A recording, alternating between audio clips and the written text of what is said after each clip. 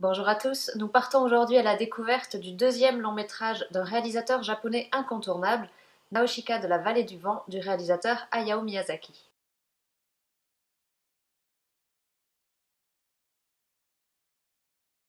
Résumer la carrière de Hayao Miyazaki en quelques lignes serait bien compliqué, on va donc se garder ça pour une prochaine fois. Dans les années 80, il est à un tournant de sa vie. Derrière lui, une très belle carrière dans la série animée, notamment chez les studios Toei Animation où il a fait ses débuts. Et devant lui, il espère une longue carrière dans le cinéma d'animation de qualité. Toujours dans les années 80, la société Tokuma Shoten, maison mère du magazine Animage, un des plus gros magazines traitant d'animation au Japon, souhaite développer des projets artistiques variés.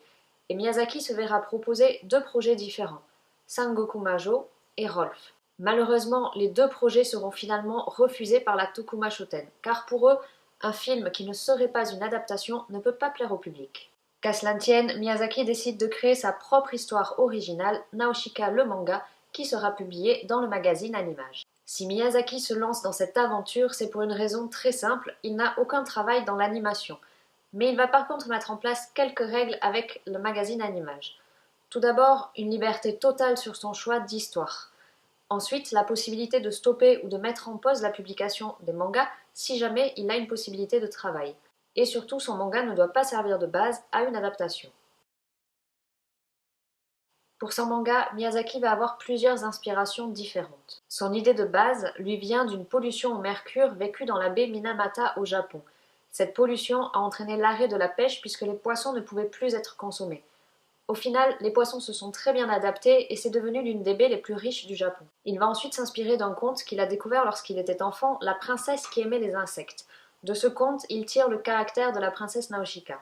Le nom du personnage vient quant à lui de l'épopée d'Homère, puisque c'est Nausicaa, la princesse, qui vient au secours d'Ulysse dans l'un des chapitres du roman. Le premier chapitre du manga de Hayao Miyazaki va finalement sortir en février 1982. Petite parenthèse, au Japon, les mangas sortent souvent chaque semaine, chapitre par chapitre, dans de gros magazines qui réunissent plusieurs mangas différents. Son histoire va très rapidement rencontrer un immense succès. Et en 1983, Miyazaki va demander la première pause dans la publication des chapitres.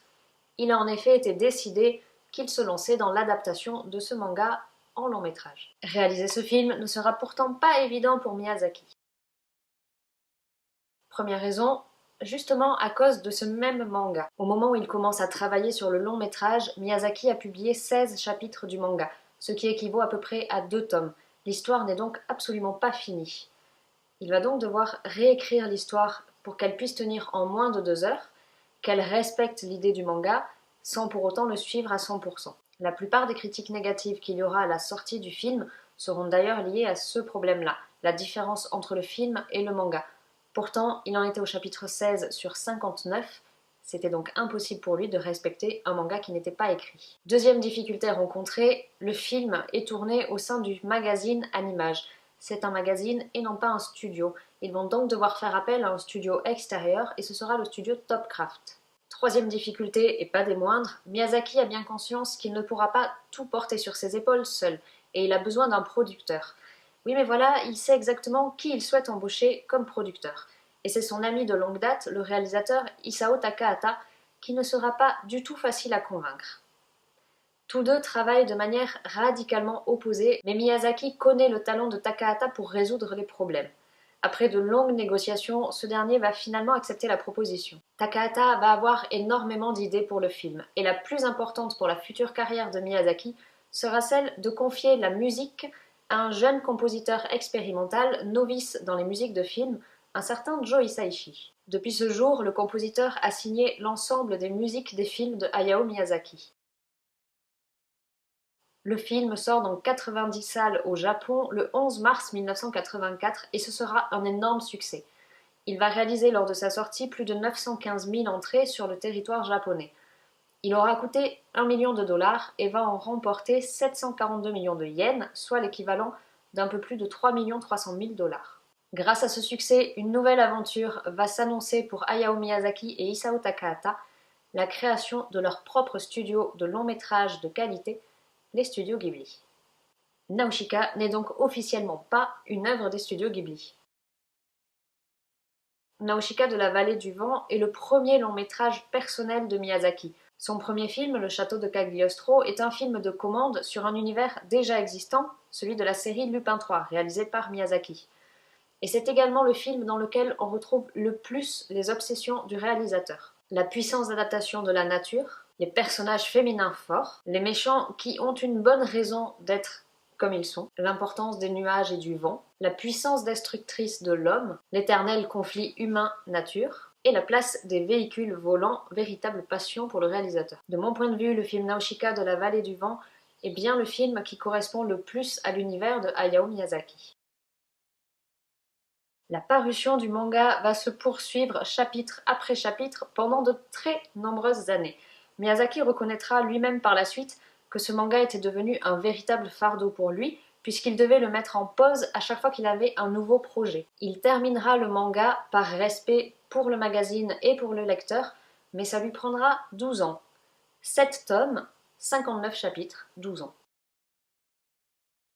Suite à l'immense succès du film au Japon, vient le temps de la vente des droits à l'international. Et c'est là que tout se complique. En 1985 sort aux États-Unis une première version VHS du film. En fin du film, la durée maximum d'une VHS étant d'1h30 et le film faisant 1h56, on s'imagine bien qu'il va y avoir quelques coupes. Le film est tout simplement massacré. Toute la musique de Joe Hisaishi est retirée du film. Certains dialogues sont également coupés et toutes les scènes qui ne représentaient pas assez d'action, qui sont sûrement les plus belles scènes du film, sont également retirées. Warrior of the Wind devient donc un pseudo-film d'action. Et avant de vous montrer l'affiche de ce magnifique film, je vous laisse avec la bande-annonce de la version japonaise de Nausicaa.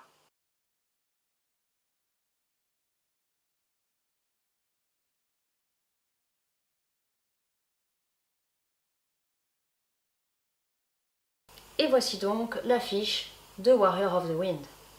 En fait, je suis pas sûre qu'il y ait un cheval ailé dans Nausicaa. Le personnage que vous voyez à l'arrière-plan, c'est le personnage principal. Et au milieu, je sais pas qui c'est. Voilà. Toute l'équipe du film, et c'est bien normal, va être scandalisée par ce massacre. Et ça aura des conséquences bien plus importantes que ce qu'on peut imaginer. Les tout jeunes studios Ghibli décident de mettre en place une clause de non-modification pour l'ensemble de leurs œuvres. Mais surtout, pendant de très nombreuses années, ils vont décider de stopper purement et simplement l'exportation de leurs films. Grâce à cette aventure, il faudra attendre 8 ans pour découvrir en France Le Tombeau des Lucioles, 11 ans pour découvrir Mon voisin Totoro, 13 et 15 ans pour découvrir les films Kiki la petite sorcière et Le château dans le ciel, mais surtout, il faudra attendre 2006, soit 22 ans, pour découvrir enfin sur grand écran la véritable histoire de la princesse Nausicaa de la vallée du vent. Sur ce, je vous laisse aller découvrir ce très beau film et je vous dis à très bientôt pour une prochaine vidéo.